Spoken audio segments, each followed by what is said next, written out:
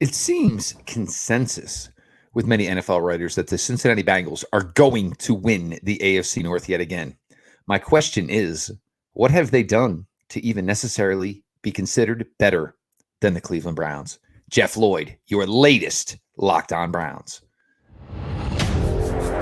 You are Locked On Browns, your daily Cleveland Browns podcast. Part of the Locked On Podcast Network. Your team every day.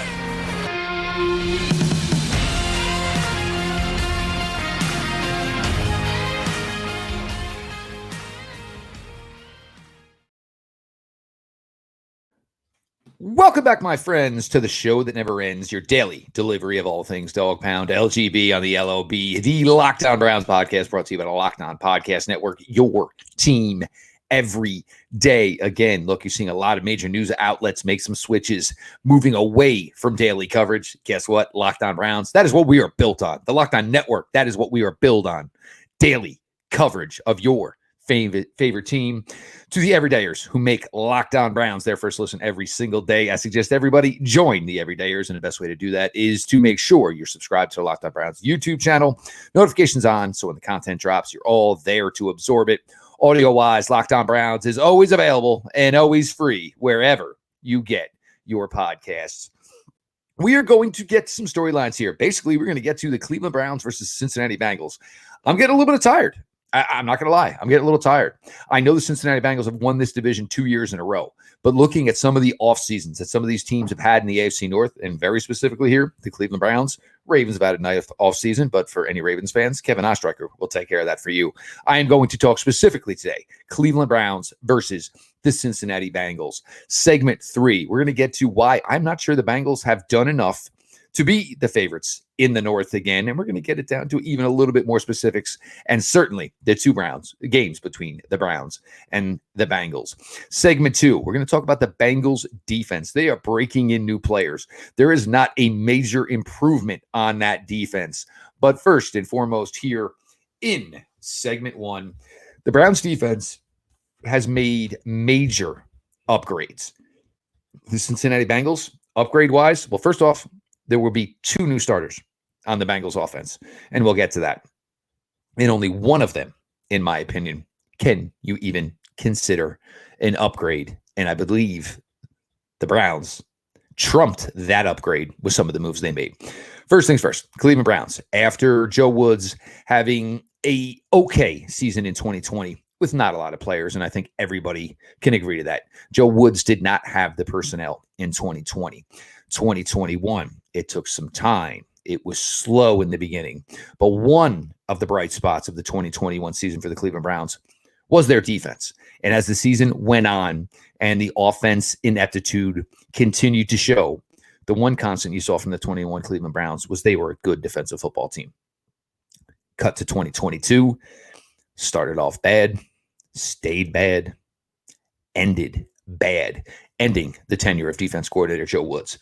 The Browns decided to go big game hunting for a new defensive boss in the early to late winter in 2023. They agreed to terms with Jim Schwartz. His track record speaks for himself. His defenses have been fantastic, whether it's with the Tennessee Titans, the Detroit Lions, the Buffalo Bills, and of course, a Super Bowl win as a defense coordinator for the Philadelphia Eagles. Now you bring in a player like Jim Schwartz, and you understand in swaying him to come here, you are going to have to put in work on the defensive side of the ball. You don't bring in a great defensive coordinator and try to not get the players he needs. The Browns did that and then some.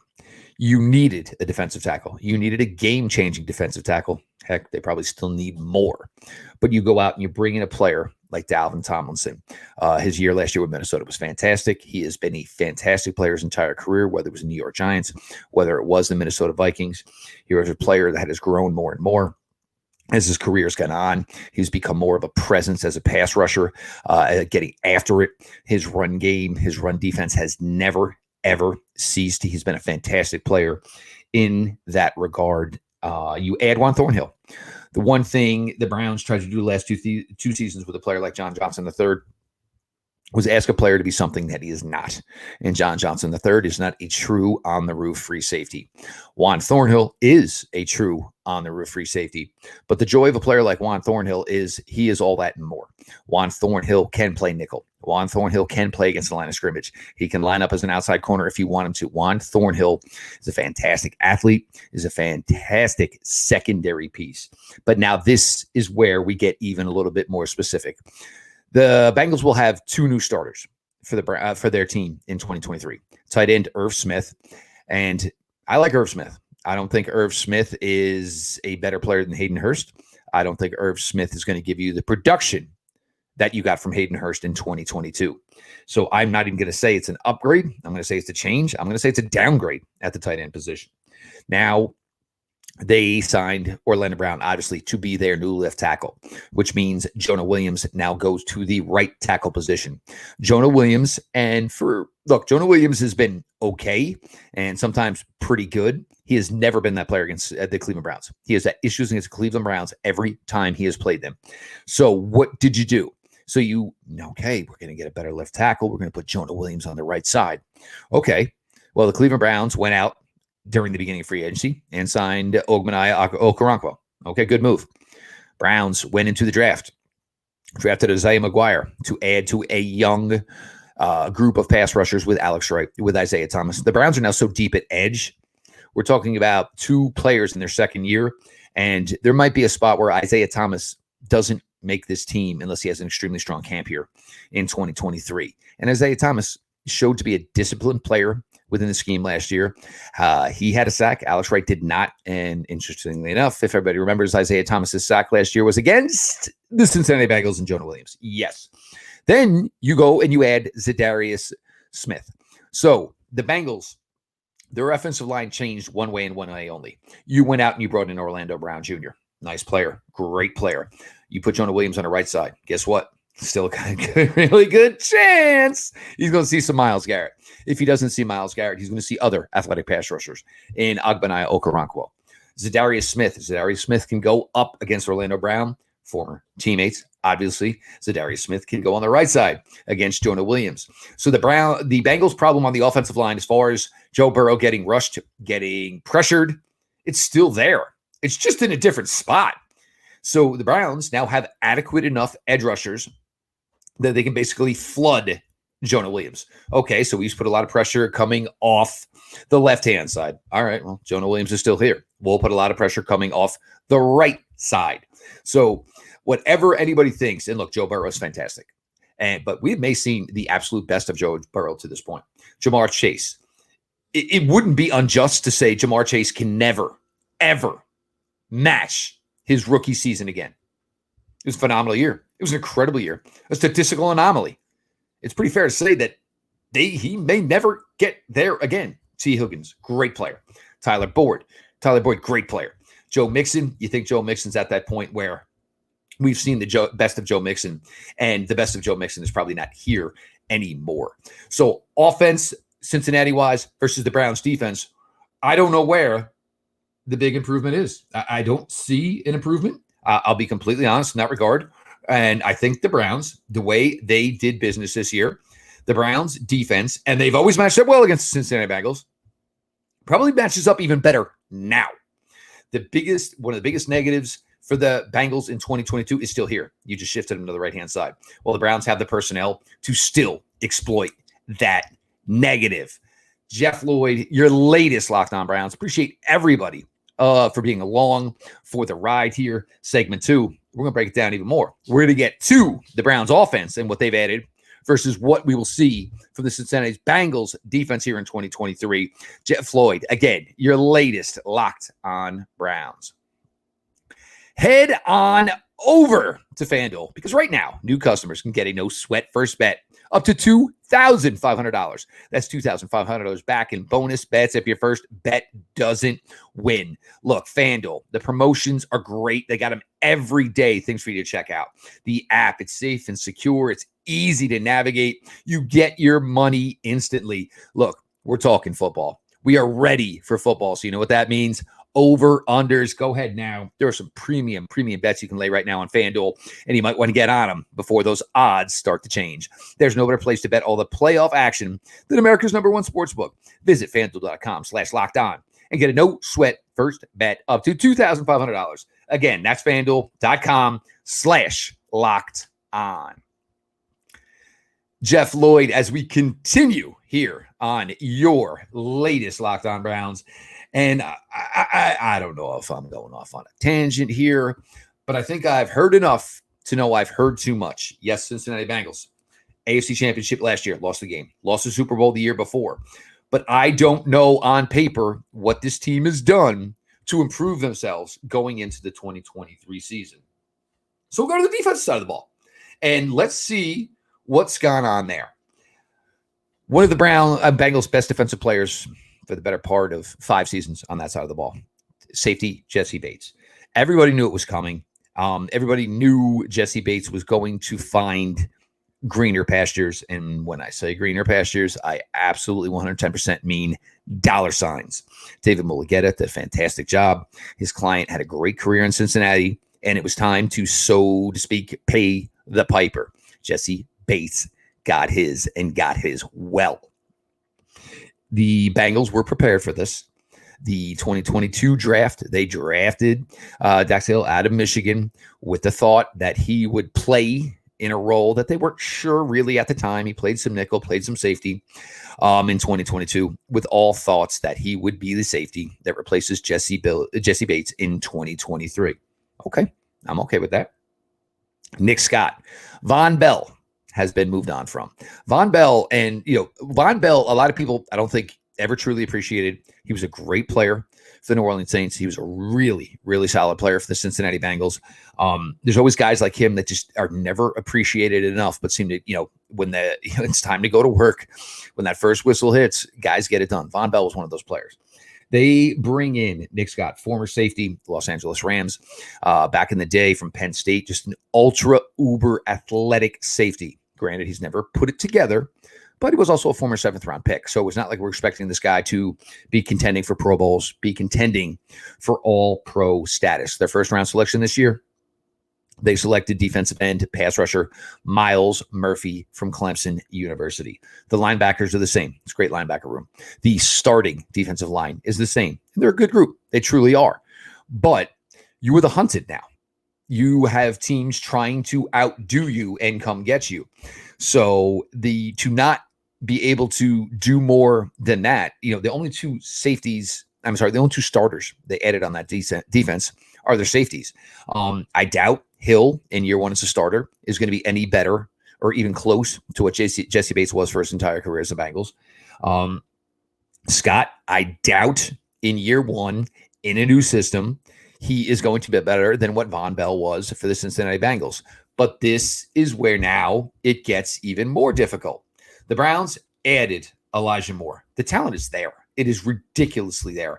I will tell you right now, there is a bet out there for Amari Cooper to break the Browns reception record in 1 year for 89 receptions. If I were a betting man, I would take the long shot number that Elijah Moore breaks that record in 2023 before Amari Cooper does. I have been on record. I will stay on record. I think Elijah Moore will lead this team in receptions in 2023. Not a knock on Amari Cooper. He will still get his. Then you go over to Donovan Peoples-Jones. So now you are breaking in 2 new safeties, working together. And look, we always talk about the defensive side of the ball, and what do we talk about? It takes time to gel. Players don't play in the preseason anymore, understandably so, rightfully so. But those reps could be valuable, but it's just too risky injury-wise, so I'm not going to fault anybody for that. But that's why it takes even more time to gel. We saw the difficulties with the Browns in 2021 starting out of the box. We certainly saw the issues with the Cleveland Browns in 2022 secondary-wise, where players couldn't get on the same page. There was too much verbiage that had to be communicated before the ball was snapped, and it led to a lot of blown assignments and a lot of chunk plays. Chunk plays, that's what Elijah Moore should give you. You can line them up in the backfield. You can have pistol sets. You can go 2 backs in a shotgun set, Nick Chubb one side, Elijah Moore on the other. There are so many gimmies and so many easy layups to get Elijah Moore the ball. Tunnel screens, smoke screens, short routes, quick routes. And the other thing is Elijah Moore is not just a one-trick pony where he is a slot receiver who can just run the short intermediate game. The speed is there. The deep ball ability is there. Elijah Moore for this team, I truly believe for Elijah Moore, the ceiling, we're not even sure. It is the potential for Elijah Moore. And yes, I'm talking about a 90 for 1,000 for the next 2 years minimum for as long as his contract is here. That is the possibility. And in my opinion, that should be the expectation of what Elijah Moore gives you. If you were getting what we all believe the Browns are getting in Deshaun Watson. And that is the other thing. Yes, what the Bengals saw last year, Deshaun Watson was not ready to compete against a top team in a division. Again, he just wasn't ready, and it was understandably so. 20 months away from the game. Rusty coming back. New city, new system, new players, new coaches. So it was a really, really difficult get. So you're telling me the Cincinnati Bengals, their big moves on defense to secure a 3rd straight AFC North title were to add safety, Nick Scott, and Dax Hill is going to make the jump to replace a player the caliber of Jessie Bates. Not buying it. I don't believe it. And we're not even talking about Marquise Goodwin added. We're not even talking about the possibility of Cedric Tillman added, players the Browns added to the fold. We're not talking about another tight end who is very athletic in the receiving game in Jordan Akins that the Browns brought in, who already has a history with Deshaun Watson. And now you have Harrison Bryant satisfied for the 2023 season. And I think Harrison Bryant is going to be a sneaky, sneaky target and guy who's going to get a lot of receptions and a lot of production here for the Browns in 2023. And all of this is being said without saying the name Nick Chubb. And Nick Chubb has made a career out of feasting on the Cincinnati Bengals. So I don't see anything that the Bengals did on the defensive side of the ball that looks like it is this big, significant upgrade. I don't see an upgrade for the Cincinnati Bengals. You want to tell me Myles Murphy comes in and is an upgrade as the 3rd pass rusher? Okay, that's fine. But Sam Hubbard's still a hell of a player. So the starting defensive ends last year, that wasn't the problem. So Myles Murphy as a 1st-round pick, that's great. I don't know if I see him getting a lot of reps. Is he going to get more reps than Trey Hendrickson? Are you going to take Trey Hendrickson off the field to get Myles Murphy reps? Probably not. Are you going to take Sam Hubbard off the field to get Myles Murphy reps? No. So Myles Murphy is going to play just the way their 3rd D end, Osai, who is still with the team, played last year. He's going to play when the others need a blow. You're not going to take any one of these guys off the field to get Murphy more reps. So, again, they have done nothing, in my opinion, on the offensive side of the ball. One player, that's an upgrade. But that upgrade leads to you downgrading, most likely, at another position. Jonah Williams is still on that offensive line, and he's still going to have to contend with Myles Garrett, Zadarius Smith, Ogmenaya Okoronkwo, Alex Wright, Isaiah McGuire, Isaiah Thomas. I don't care who it is. I like any one of those Browns pass rushers in any matchup, 1-on-1 with Jonah Williams. So we continue with the premise here. Why?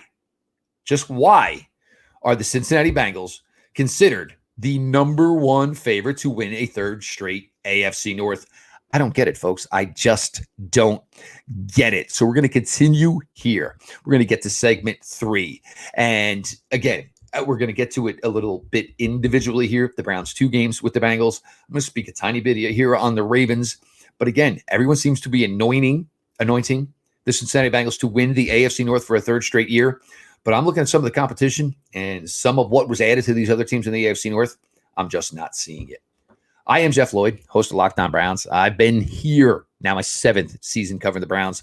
Seen some bad, seen some good, seen a whole lot of in between. But 2023 should be special. And the best way you can get daily Browns coverage is be like the everydayers and subscribe to the Locked On Browns YouTube channel. Notifications on. So when the content drops, you guys are there to absorb it.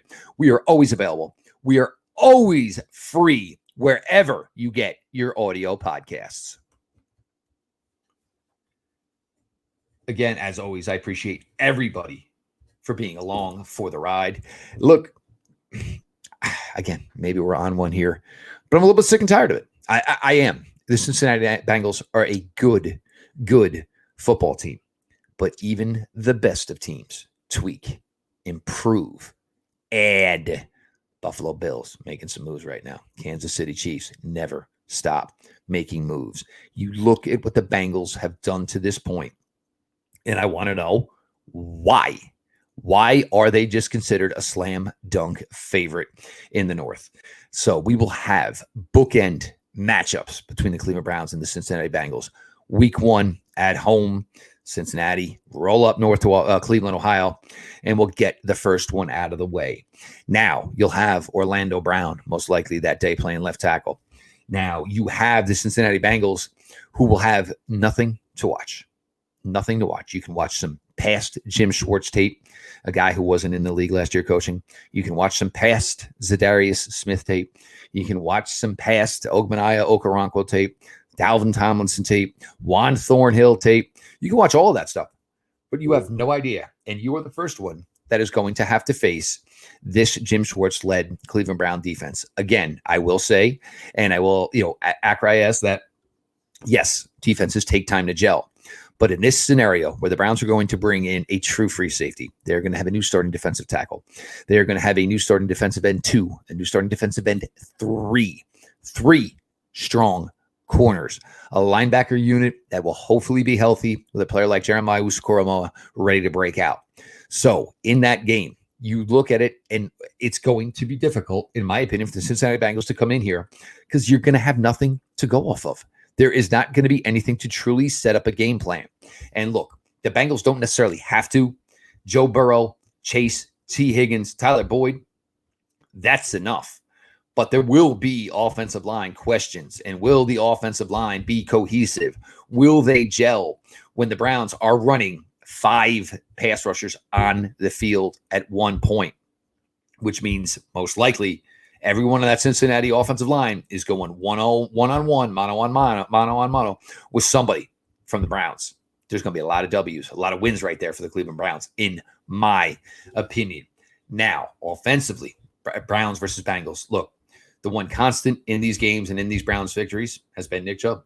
The Bengals have had their issues with Nick Chubb, just like many, many other teams in the NFL.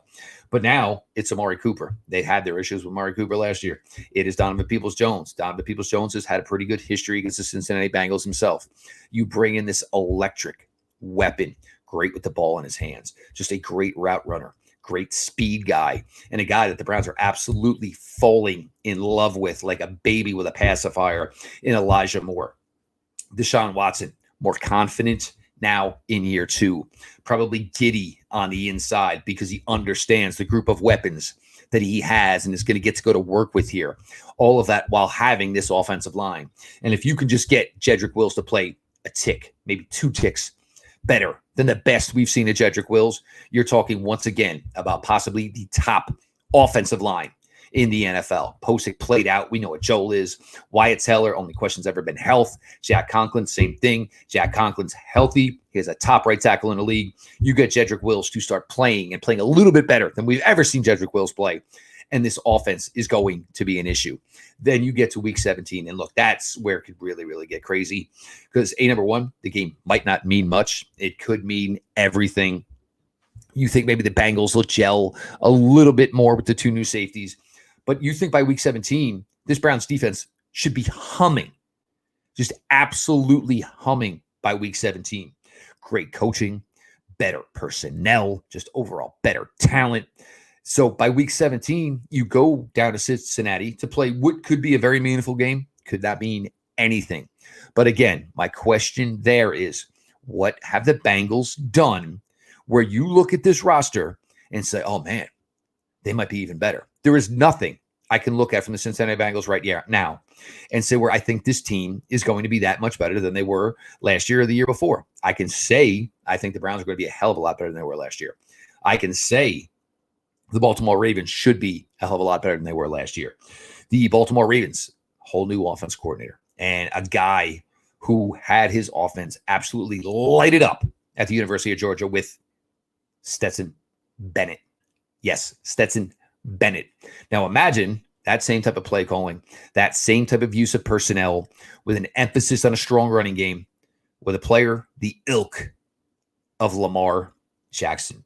So yes, again, I am making my case here for the Cleveland Browns and how much better I think they are and why they deserve to be mentioned in maybe more of an equal part. Look, I am not taking away what the Cincinnati Bengals have done the last 2 years. But if you don't change and if you don't get better and you don't adapt, why are we all of a sudden supposed to believe you're the same product you were? Especially the way this AFC is. It is broken down. There are going to be good teams. There are going to be teams with winning records in the AFC that are going to be watching the playoffs just like you, just like me, from the comforts of their own home. So these are questions that I bring up. Drop it in the comments. I want to know. Heck, even if you're a Bengal fan, what did this team do in this offseason that tells you, oh yeah, we're raising the flags, we're maybe getting a bye, we're hosting a first-round playoff game in Cincinnati again? I need to know, because I do not see what the Cincinnati Bengals have done to this point to be considered an absolute slam dunk favorite to win the AFC North again. Baltimore coming back on strong. Biggest issue that franchise had was where they were with Lamar Jackson. Lamar's got his money. Lamar will probably play every single game. There's always an injury risk. There's an injury risk with everybody. But the biggest issue the Baltimore Ravens had was satisfying their star quarterback. Well, that one's done and over with. The Browns, what was the issue they had? Biggest issue they had? They didn't have a starting quarterback for 11 games. Well, this year they should have him for 17. Their defense, completely and utterly disappointed. New defense coordinator, Jim Schwartz, Joe Woods, major upgrade. J.D. McClowney last year, no effort, didn't care. Zadarius Smith, 100% all effort, 100% caring. That's just the way the guy plays. He truly cares about his craft. Ogbonnia Okoronkwo, okay, sure. Dalvin Tomlinson, okay, major upgrade. Juan Thornhill, major upgrade. So these are the points I am bringing up to you. I'm tired of it. I don't want to hear it. This could be great video to bring up in October when all us Browns fans are, oh no, what happened? But I'm telling you right now, I just do not see how the Cincinnati Bengals are considered to be the same team they were the last 2 years. I'm not saying they got lucky. They played out the string, won a lot of games to close out seasons, but good teams need to continue to make good moves. I don't think the Cincinnati Bengals did that. I am Jeff Lloyd, host here of the Locked On Browns podcast. Make sure you're following at Jeff_LJ_Lloyd. The show itself at Locked On Brown, follow back account. Look, I've been here 7th season now covering this franchise. It's been good. It's been terrible. It's been okay. But this, in my opinion, is going to be the year. It's all there. Everything has been done. There's still the ability to make a move or two. Running back, defensive tackle, Andrew Berry, if you're listening, that'd be fantastic. Locked On Browns. Look, this show and the fabric of this network and this show is from the everydayers. You guys that come out every day to listen to this show, participate in the comments. You guys, the fabric on which we were all built. So my suggestion, all the new listeners, whether you got here through the drafts, Darius Smith, be it whatever, be like the everydayers. Subscribe to the Locked On Browns YouTube channel. Notifications on. Locked On Browns is always available, always free, wherever you get your podcasts. This has been your daily delivery of all things Dog Pound. LGB on the LOB. Let's go Browns.